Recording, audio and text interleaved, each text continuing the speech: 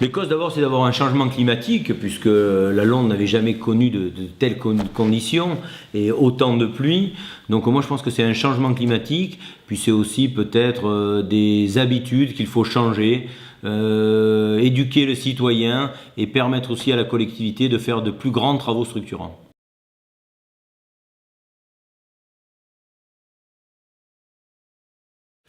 Les incendies, on a connu, c'est vrai qu'on a une expérience des grands incendies. Aujourd'hui, il faut se préparer aux inondations. Malheureusement, il faut l'intégrer. Ce changement climatique aujourd'hui nécessite de la part des élus une approche différente. Et je crois que rien ne sera plus jamais comme avant. Il faut que se dire que rien ne sera plus jamais comme avant. Et nous devons donc prendre des mesures.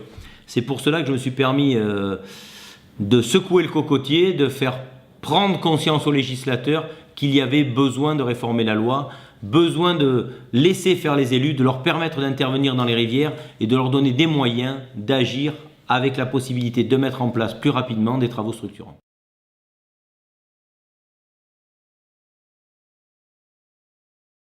Alors d'abord, je voudrais dire quelque chose, j'ai jamais donné un permis en zone inondable, donc je suis très à l'aise par rapport à cela. Mais c'est toute la problématique. Le citoyen a droit de contester, mais l'État aussi doit prendre ses responsabilités. Le PPRI est défini par l'État. Donc c'est les agents de l'État qui prennent leurs responsabilités sur un PPRI. Je veux dire, il faut savoir aussi qu'avant les années 80, on ne parlait pas de zone inondable. Donc là aussi, comme vous l'avez dit très justement, c'est un phénomène nouveau, les années 80. Donc depuis, on fait très attention sur chaque permis de construire à prendre les mesures nécessaires pour éviter le phénomène d'inondation. Une condamnation qui est forte, c'est une condamnation qui est très lourde, mais quand on est élu, on sait qu'on s'expose. Donc aujourd'hui, malheureusement, un élu est très exposé. Il faut faire attention, il ne faut pas faire n'importe quoi. Je crois qu'il faut être très prudent. Et aujourd'hui, en matière d'inondation, il va falloir être encore plus prudent. Et les permis qui vont être délivrés devront être délivrés avec toutes les garanties pour préserver les citoyens.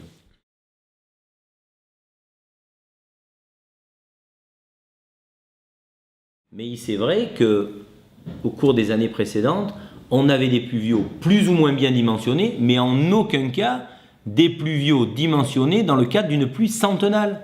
Aucune collectivité n'avait les moyens de financer des pluviaux par rapport à ces crues centennales. Aujourd'hui, il va falloir revoir les choses. Tout devra être dimensionné par rapport à des éléments nouveaux. Je vous l'ai dit, rien ne sera plus jamais comme avant. Est-ce que lui qui a l'habitude de prendre ses responsabilités, croyez-moi, si demain, et je l'ai dit hier soir en conseil municipal, pour la sécurité de mes citoyens, je dois mettre tout le budget de la ville dans la politique des inondations, c'est ce que je ferai.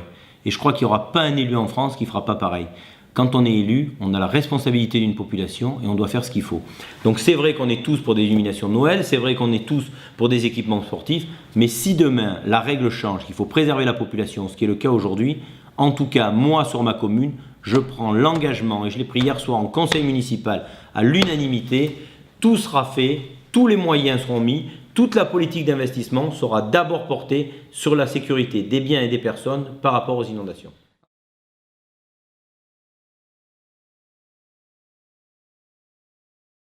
L'étude d'hydrologie est en route. D'ici 6 mois, nous aurons les résultats de cette étude. Nous rentrerons alors dans une phase de décision avec les services de l'État et dans une phase travaux. C'est là où l'État devra nous montrer qu'il a compris notre message et nous faciliter la possibilité de faire les travaux. Le budget, ce n'est pas un problème. S'il faut le trouver, j'ai pris l'engagement, on le trouvera. Et comme on l'a dit précédemment, toute la capacité financière de la ville sera mise sur ce dossier, donc ça ne devrait pas poser beaucoup de problèmes. L'État a déjà été associé avec nous pour la réalisation du cahier des charges. L'État sera de nouveau associé avec nous pour les conclusions et la réalisation de travaux structurants. Et l'État devra prendre ses responsabilités. Sinon, il faudra de nouveau secouer le cocotier. Il faudra de nouveau faire preuve de fermeté. On ne peut pas laisser l'État ne pas s'occuper de nos communes dans de telles situations.